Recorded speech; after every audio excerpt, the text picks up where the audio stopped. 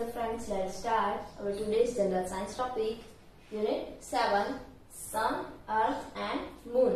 Sun એટલે સૂર્ય, Earth એટલે પૃથ્વી and Moon એટલે ચંદ્ર. Lesson 16, Shadows and Eclipse. Shadows એટલે પડછાયો અને eclipse એટલે ગ્રહણ. Learning points શીખવાના મુદ્દા કયા છે કે shadows, sunlight and shadows. પડછાયો એમાં સૂર્યપ્રકાશ અને પડછાયો અને ઇક્લિપ્સ તો solar, lunar, total and partial. ગ્રહણ જોવાના છે કેવું તો કે સૌર ગ્રહણ, ચંદ્રગ્રહણ, ટોટલ આખું અને પાર્શિયલ એટલે આંશિક ગ્રહણ જોવાના છે. So let's start. Have you ever wondered how we can see objects all around us? શું તમે ક્યારે જોયું છે કે કઈ રીતે આપણે આપણી આસપાસની જે વસ્તુઓ છે એને જોઈ શકીએ છીએ? Enter a dark room with a torch light.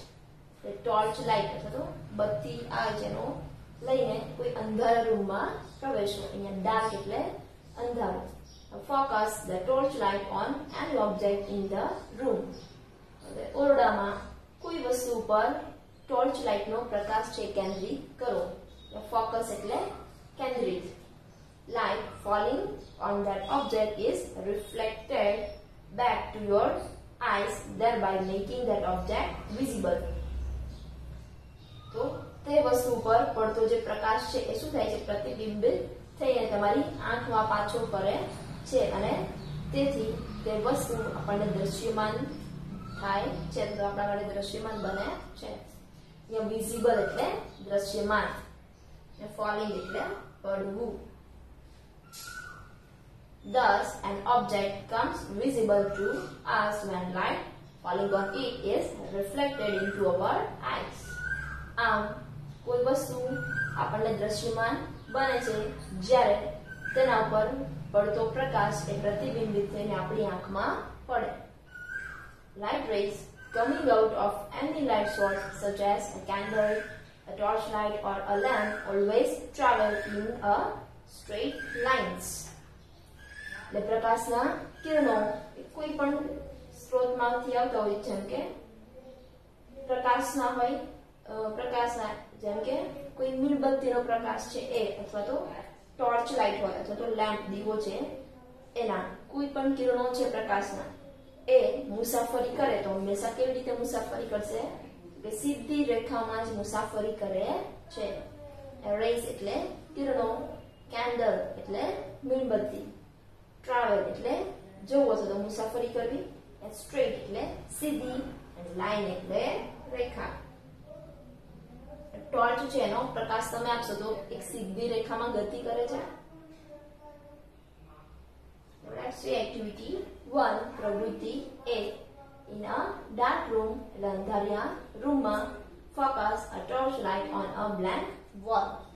જે ખાલી દિવાલ છે એના ઉપર જે ટોર્ચ લાઇટ છે એનો પ્રકાશ કેન્દ્રિત કરો. The wall gets illuminated. તો દિવાલ છે એ પ્રકાશી થઈ જાય છે. Now place a box between the torch light and the wall. અને હવે ટોર્ચ લાઇટ અને દિવાલ બંનેની વચ્ચે બોક્સને મૂકો. તો what do you observe? તમને શું જોવા મળે છે? The part of the light from the torch is blocked when the box comes in between the torch and the wall.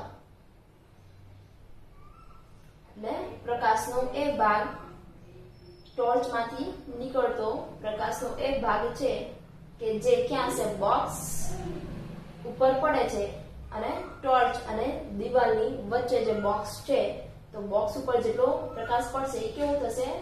અવરોધાશે અને બાકીનો છે એ દિવાલ પર પડશે. Creating a dark area on the wall behind.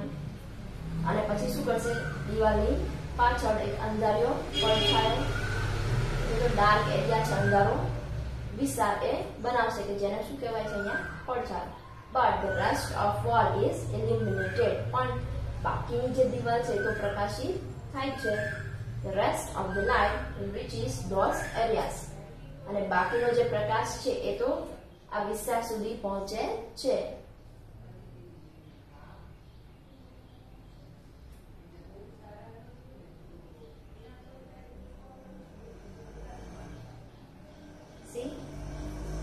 Right. અને આ વોલ, તો અહીંયા શું કરવાનું છે, એટલે પ્રકાશ છે એને પાડવાનો છે. હવે જો પ્રકાશ પાડો તમે આમ સીધો, તો આ બોક્સ આવી ગયું, આટલું બોક્સ. તો આ બોક્સના ભાગમાં જે પ્રકાશ અહીંથી જશે આટલો પ્રકાશ છે અવરોધાશે, જ્યારે બાકીનો છે તો જશે. તો આ જે બોક્સ છે એના કારણે અહીંયા શું થાય છે, આ જે ડાર્ક એરિયા છે, અંધારિયો ભાગ, એ સર્જાય છે. This shows that light rays always travel in a straight line. એટલે આ બતાવે છે કે પ્રકાશના કિરણો હંમેશા સીધી રેખામાં જ ગતિ કરે છે. Now next topic is shadow. Shadow એટલે પડછાયો. When the path of light is obstructed by an object, the dark area found behind that object is called a shadow.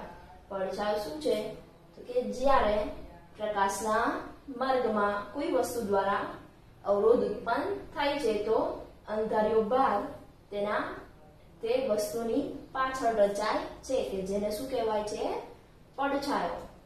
Yeah obstructed એટલે અવરોધક. Only certain objects cast perfect shadows while others may cast a partial shadow or no shadow at all. એટલે અમુક ચોક્કસ પદાર્થો છે કે જે સંપૂર્ણ પડછાયા રચે છે, જ્યારે બીજી ઘણી વસ્તુઓ છે કે જેના આંશિક પડછાયા અથવા તો ઘણાના પડછાયા તો પડતા જ નથી.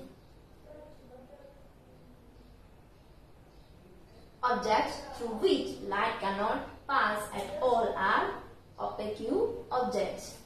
એવા પદાર્થો કે જેમાંથી પ્રકાશ છે એ પસાર થઈ શકતો જ નથી, તો એને શું કહેવાય, અપારદર્શક વસ્તુ.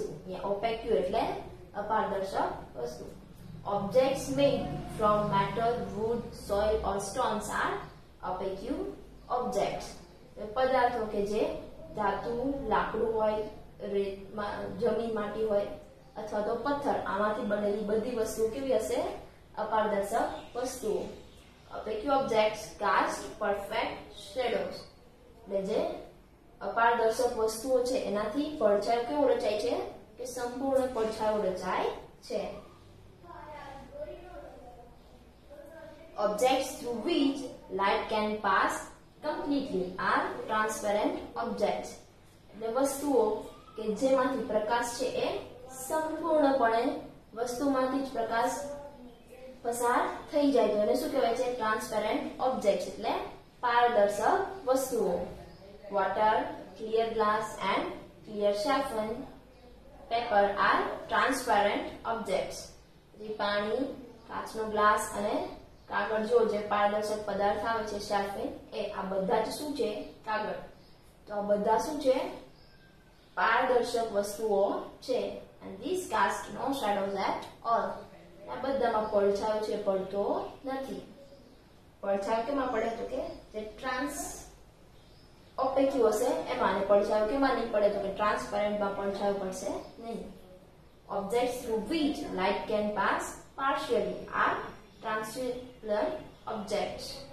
અને વસ્તુઓ કે જેમાંથી પ્રકાશ છે કેવો પસાર થાય, તો કે આંશિક પસાર થઈ શકે, તો એને શું કહેવાય, ટ્રાન્સપેરન્ટ એટલે અર્ધ પારદર્શક વસ્તુઓ.